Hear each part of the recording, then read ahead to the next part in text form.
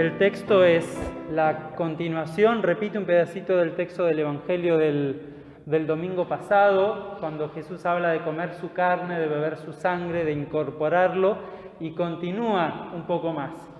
Y esto que Jesús dice produce escándalo, ¿no? La palabra que aparece allí es escándalo, ¿no? Jesús da una vuelta más de rosca a su mensaje y produce escándalo. No está claro si se escandalizan por, de alguna manera, poner en un segundo plano o relativizar la tradición del maná en el desierto, cuando Jesús dice, bueno, ese no era el verdadero pan del cielo. El pan del cielo es el enviado de Dios al mundo. No sabemos si eso los escandaliza al ser un pueblo heredero del desierto y de esa tradición, o si lo que los sigue escandalizando es que hable de comer su carne y beber su sangre. Pero se escandalizan. Y esto provoca que murmuren, que hay gente que ya no lo quiere seguir, ¿no? Ahí se nota que no solo lo seguían los 12, este grupo más chiquito, sino que había un grupo grande de personas que seguían a Jesús, que eran parte de este grupo discipular, varones y mujeres, mayores y más chicos, que seguían a Jesús en el camino.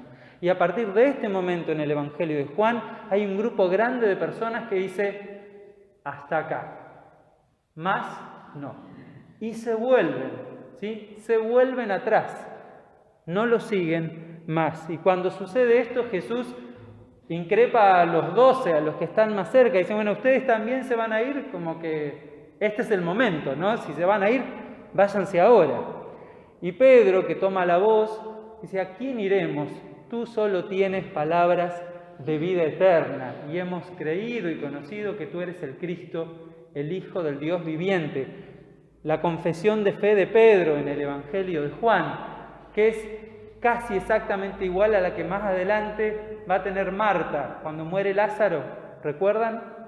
Lázaro, el discípulo amado de Jesús, también amigo ahí en Betania, muere, y cuando Marta confiesa también su fe exactamente con las mismas palabras. Tú eres el Cristo, el Hijo del Dios viviente, ¿no? Hay una confesión de fe. En la respuesta que da Jesús a quienes se escandalizan, hace una distinción entre aquello que es del espíritu y entre aquello que es de la carne. Lo que es del espíritu y lo que es de la carne. El espíritu es el que da vida, pero la carne para nada aprovecha, dice Jesús en el versículo 63. Y de alguna manera esto que dice Jesús sobre lo que es del espíritu y lo que es de la carne es como la clave para entender por qué se escandalizan y por qué se van aquellos que están siguiendo a Jesús. ¿Por qué se van? Hay algo que es del espíritu y hay algo que es de la carne.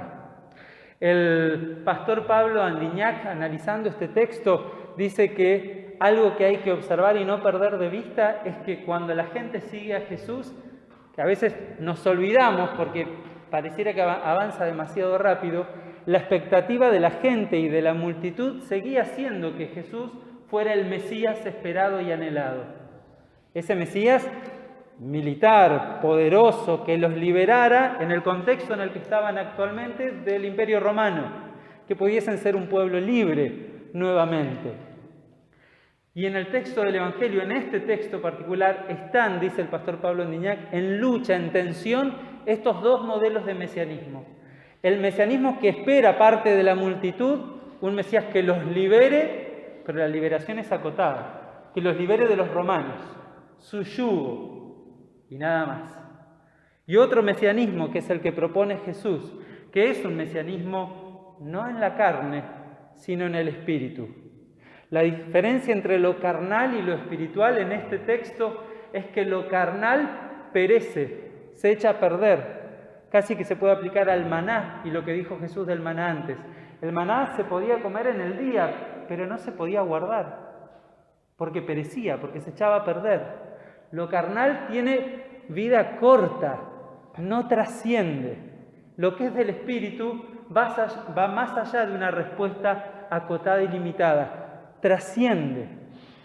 Por eso Jesús va a hablar en el Evangelio de Juan en un montón de lugares en el Evangelio de Juan, que su mensaje es un mensaje que da, que provoca vida eterna, ¿no? Más allá, tiene una profundidad y un alcance mucho mayor. El mesianismo en el espíritu y no el mesianismo en la carne, limitado, precario, con fecha de vencimiento.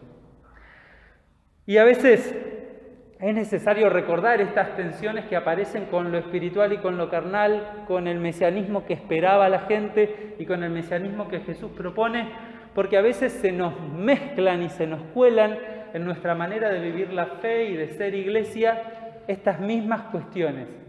A veces terminamos teniendo maneras de pensar o posiciones que tienen que ver más con la carne, con una mirada que es limitada, que con aquello que trasciende y que va más allá. Y uno diría, bueno, no puede ser. Sí puede ser, porque somos casi iguales a esa gente que seguía a Jesús, que tenía sus propias expectativas, anhelos y deseos. Y Jesús que siempre propone algo que va más allá de lo que a veces creemos y pensamos. El mesianismo que propone Jesús en el Espíritu es un mesianismo que propone, no que impone. El mesianismo al que invita a Jesús, el discipulado al que invita a Jesús, es uno que invita a la gente a seguirlo, ¿recuerdan? ¿Sí? Vengan, síganme, no los obliga. Jesús no obliga a sus discípulos a seguirlo, propone algo diferente.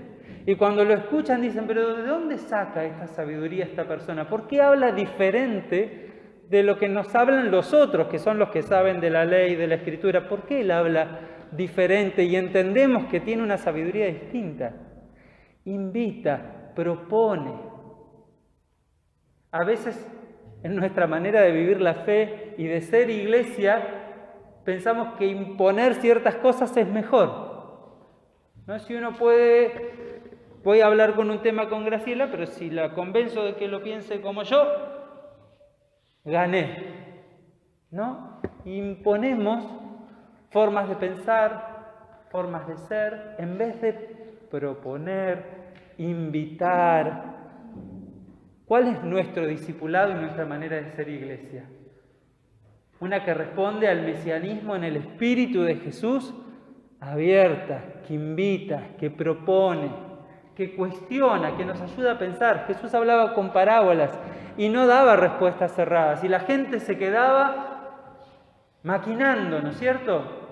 Y después los discípulos que tenían la chance, los más cercanos, de quedarse con él, decían, ¿nos podés explicar esto que dijiste? Porque estamos pensando y no terminamos de entender. Y a veces nosotros pretendemos decir algo, explicarlo, justificarlo y que el otro me dé la razón. Eso no tiene nada que ver con lo que hace Jesús. Es otro modelo. Por eso digo que si en el texto está en tensión y si en quienes siguen a Jesús también, a veces también está en tensión en nuestra manera de pensar, de vivir la fe y de relacionarnos con quienes nos rodean. Somos una iglesia en el mundo, en vínculo con la sociedad, y nuestra manera de vivir el discipulado debe ser a la usanza de Jesús. Si no, seguimos otras cosas, pero Jesús tenía esta impronta y esta forma.